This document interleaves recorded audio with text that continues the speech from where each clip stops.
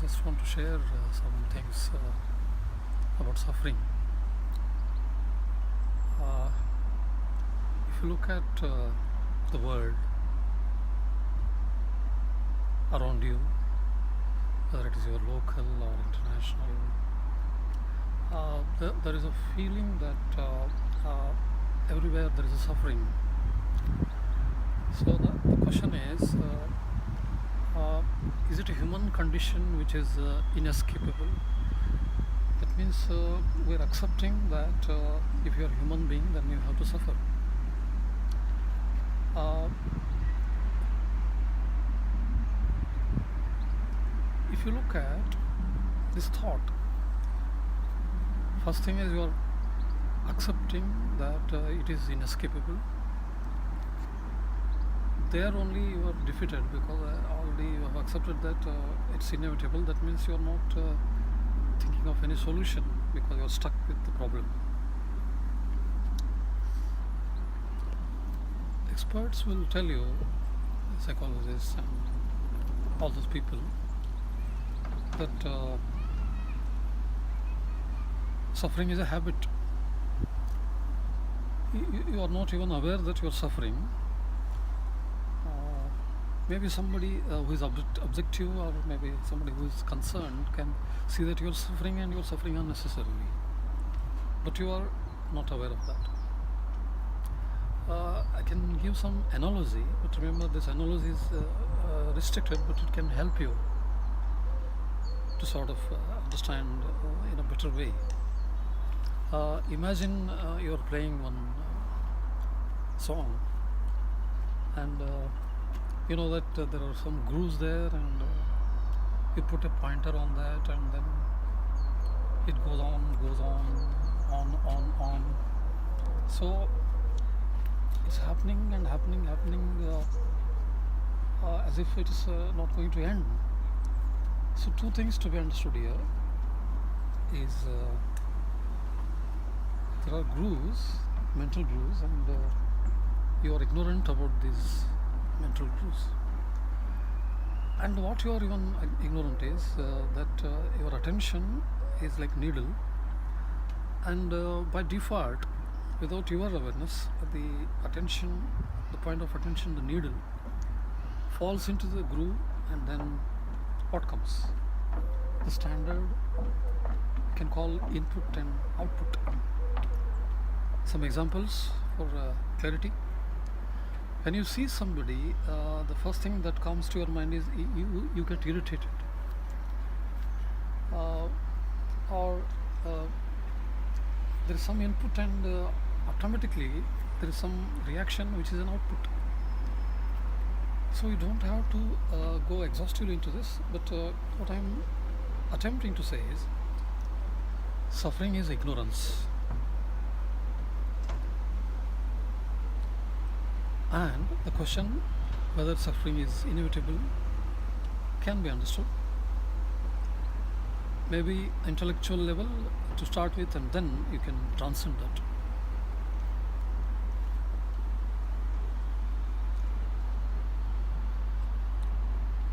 It is said that a sense of separation means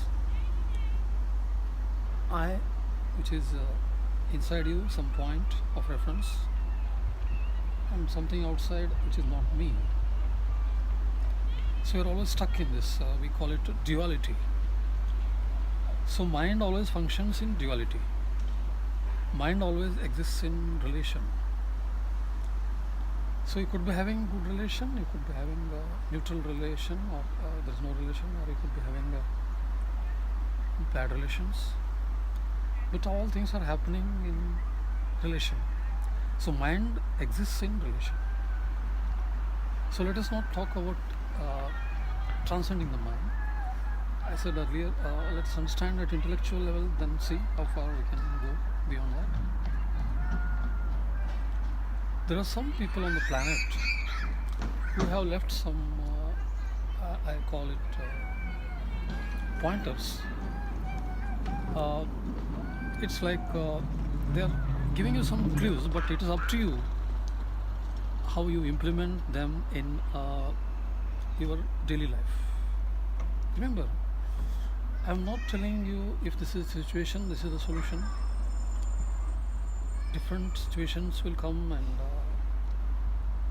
one situation had come and you had reacted, and next time maybe you did not react and you had some intelligence and then you responded instead of reacting. What I want to tell is, first understand this mechanism itself, which is a process and wherein this duality makes you to suffer. So again, I will stress the point. If you are ignorant of your true nature, you are bound to suffer. Irrespective of your materialistic conditions, comforts, and luxuries. You could be a Hollywood celebrity, and you can think of committing suicide because I don't know, but think of it. What is this impact on the common man who thinks that a celebrity is a god? But the fact is, celebrity, despite having extraordinary fame and all that you can afford on this planet, but then thinking of committing suicide, is it not a simple fact that there is something in you which is happening and you are not aware of that? That's why we say suffering is a proof that there is something in you which is ruling you, a kind of pre-program. Who has put this pre-program? Again, I don't want to get into these details. I said earlier, after 2 years, this sense of separation starts happening. It has been designed by the nature. You can blame the society, you can question the society, you can blame the parents, you can blame the teachers. But the fact is, you were not asked when this was thrown at you. You were not knowing that this is being thrown at you. You were at the receiving end. And what is shocking is, during that period of your growth, some things get stuck in you, and now they have become so solid. Now, I can think of that analogy, a solid plate with grooves, and then your attention is dragged onto those grooves, and then playing the same song goes on, goes on, goes on. My interest is not giving you a solution to a particular situation. Thousands of help books are written wherein they say 7 laws of success. You can become instantaneously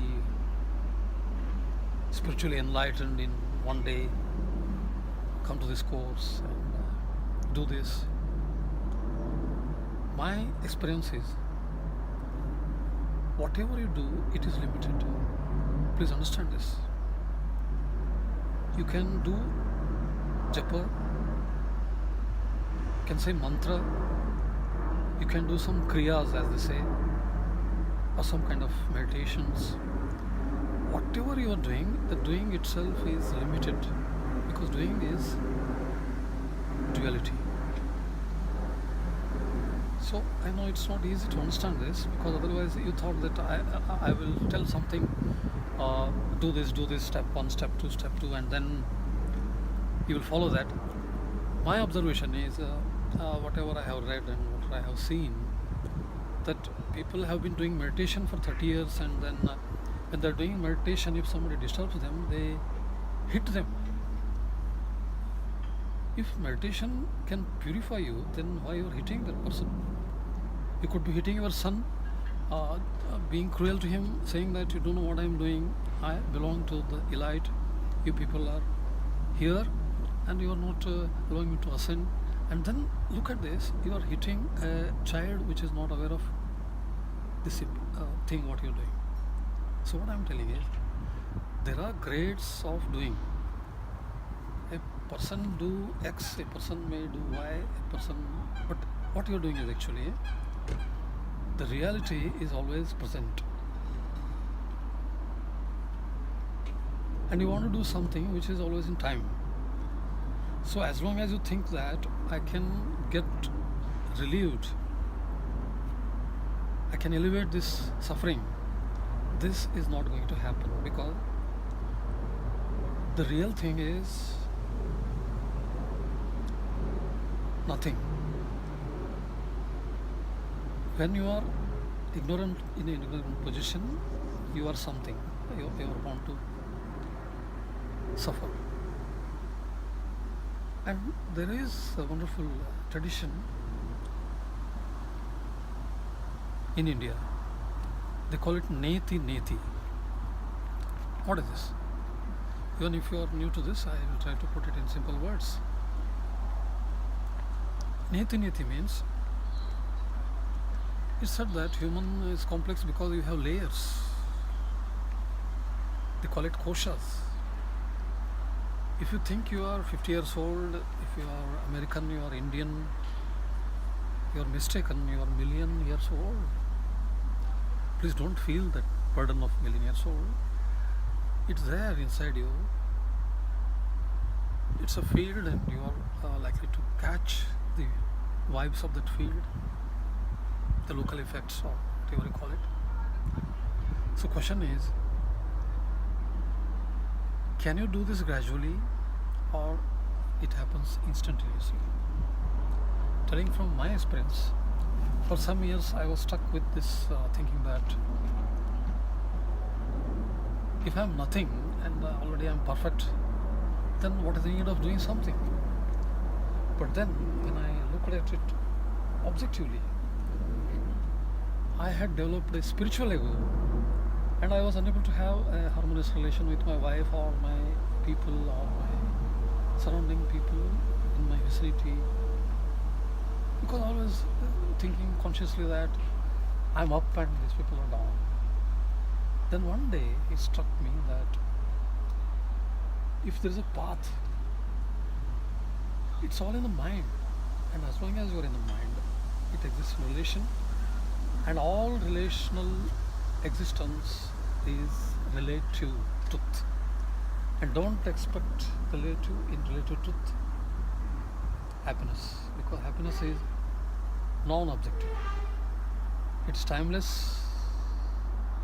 Whatever you do, even if it takes in milliseconds to happen, bliss, or you can get addicted to the bliss, and you call him as a bliss junkie. So he has experienced bliss, and he thinks that now he is near to God, or he is God. And he is looking down at people, saying that these people are stupid people and I am enlightened. So again it comes back to the point that as long as you are in relative plane, however sophisticated it is, no way that you can experience these uncaused attributes. Let me use this word, attribute. Whether it is a peace or happiness or love. Here I would like to quote Rupert Spira. What he says is, if you are not resisting anything that is in this present moment, you are peaceful. So ask yourself, why you resist something? It's because you wish that it should be like this, and right now it is not like that. Therefore, wishing that it should be like this, and it's not like that. Therefore, that resistance is already there, and remember, what you resist, it persists. Nature is likely to throw you up into those situations wherein again you will find and end up in those situations where the resistance is likely to build up again and again and again. So again I quote Rupert Spira with little bit of elaborations. So ask yourself, you can read, you can listen, but go inside, take that attention inside don't have to hold PhD, or you could be having the most sophisticated technology in the world, like what neuroscientists do and all that. The greatest thing in the world, that infinite things are present in you, because it said that nature has worked for millions of years to, make it culminate in the form of human being. So you are a human being. Infinite potentials exist in you simultaneously, because it is something dimensionless and spaceless and timelessness. If you are not resisting, that means you are peace. Remember,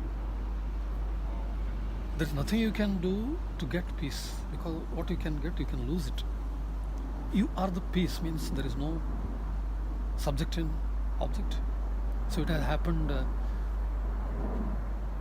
in timeless thing. If you are not seeking, then you are happy. If you see the media, if you go out in the market, it looks like the shopping malls and the tall world, glowy world, which tempts you to buy something. And I'm told that there are experts who have understood how to influence the consumers subliminally, and in fraction of seconds, it throws up, something throws up at you, and you catch it, and there is a desire created. So therefore, I just ask you to do something playfully. Go to the most attractive shopping mall in the world and stand there, and with your money and all that, and look at yourself. Are you tempted to buy something? And if you're not tempted, that means you can understand. You don't have to ask anyone. Are you being influenced by the objects there? Do you feel you are incomplete because you don't own that? Or so many people around here are doing that, and I am a social animal and I belong to this tribe. So if I don't do that, if I don't possess that, that means I cannot be happy. Or without being affected by what is going on there, you just stand there, stand still. Absolutely, there is no moment. That means you are not seeking. All those people who are seeking, somebody is speaking spirituality, somebody is speaking pleasure, somebody is speaking physical things. One thing is sure, you don't have to read the history of 2000 years, or you don't have to be an expert. A simple observation, common sense will tell you that. All these are relative planes.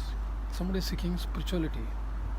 He goes for spiritual retreats, thinking that at the end of it, you'll be enlightened. But he is shocked to learn that some of his gurus were not really about those things. They had this desire to rape somebody or abuse somebody. Then these guys were shocked. I thought this guy has transcended everything, duality and all that. He says there is nothing. And how is that he turned out to be so bad? He's in shock. But if you look at this, you are ignorant in thinking that I am speaking spirituality, therefore I am above those people who are seeking some other non-spiritual things. But what you have to understand is, whatever you can understand, that is limited. Whatever that is finite, that can be understood by mind. Then how can you talk about something which is unlimited, which is spaceless, which is timeless, which is placeless? You cannot talk about it, but it exists by itself. It is self-luminous. There are some moments where, without asking for it, without seeking, spontaneously some things in you came out. You helped somebody without any reward. You spontaneously did something which you normally don't do. That shows you did not think and do.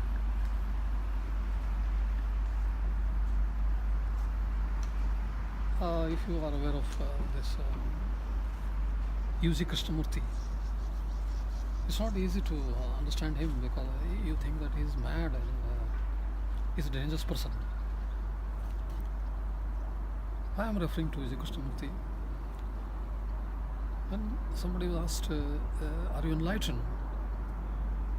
Can you give me the enlightenment?" He said, "It's all bullshit. I cannot give you." And they asked him, "Is there any advice?" He said, "Whatever you do after thinking, that is dangerous."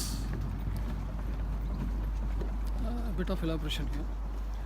You think that you are doing something noble. You are inspired by Mother Teresa. So all of a sudden this thought comes that enough of my selfishness, and now I will liberally give donations and all that. The thought came. Was it? What was the origin of this? Somebody caused this factor, caused this, or it came spontaneously? You only can find that. So I sum up with these words. If you are suffering, know that it is real. No, it is neither real nor unreal. What I mean is, it exists. Otherwise, if somebody says, "I'm suffering," and you say, "Suffering is illusion," that person will think that you are mad because he is literally suffering. He can feel the emotions and the intensity of the emotions. He wants to blast, and you can see literally he's occupied and experiencing that intensity. So go inside. To start with, there is a ignorance. But remember, we are not ignorant by choice. It just happened. So don't blame the society, don't blame culture. We are born as a human being. We are having infinite potential to do anything. We can do contemplation. We can learn to become detached. We can become humble. Synchronicities will start happening frequently. Effortlessly, you become kind, you become compassionate. It's not that you did meditation for 30 years, you said mantra for 8 hours per day, and then you achieved. No. There is something which you can call nothing, and if something is nothing, and when something comes from that nothing, it has to be pure. If source is pure, anything that comes out from that has to be pure. But the challenge is, this purity is something which cannot be achieved. So, how I'll wind up, I will say, life is zero-sum game. In relative plane, if you are getting pleasure, remember it has some cost. That pain will come someday. Don't think that you can get only pleasure, you can get only pain. Think of pendulum, which is stationary. If you go this side, this is pleasure. It has to go to the other side. Then, this is a phenomenon which anybody can understand. You don't have to be intellectual to understand that. So on relative plane, duality exists. Celebrate the duality and transcend. But when you transcend, your intellect has not done that, because when your intellect says, enough of intellectualization, enough of my thinking, you submit yourself to higher source, and then intuition comes to you. You are not doing it intentionally. It downloads on you. Then when intention is functioning, there is no individual functioning. There is no person doing that. So if you can understand that illusion of doership and illusion of enjoyership, that delusion, thinking that I am doing this, that is bound to cause suffering. Thank you. Thank you for listening.